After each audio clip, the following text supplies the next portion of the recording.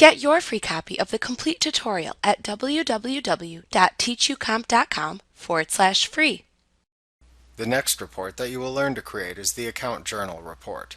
This report will allow you to view the individual transactions that have been attributed to the Client Trust Checking account. Within this report, the source name column shown will be the payee field for checks written and will be blank for deposited amounts received. The name column will be the client in matter. The paid amount column is the amount of the deposit or check. Negative amounts are checks and positive amounts are deposits. If you need to change the name of the columns to payee, client/matter, and amount for reporting purposes, you can easily export the report to Microsoft Excel, where you can then rename the columns and print the report.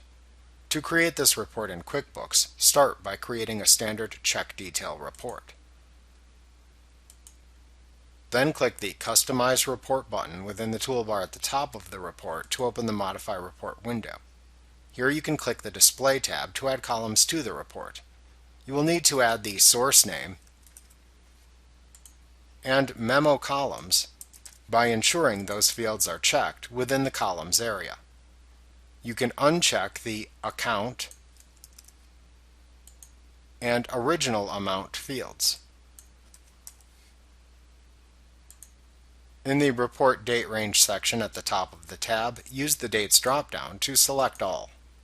Next, click the Filters tab to filter the report. Select each currently applied filter other than the Account and Amount filters, and then click the Remove Selected Filter button to remove all filters except the Account and Amount filters. Then select the Account filter, and then use the drop-down to select the Client Trust Checking account.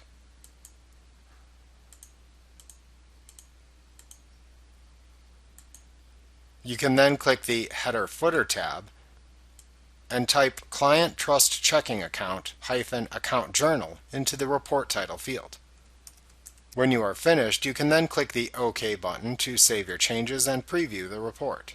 You can then memorize the report to save it as a custom report for future use.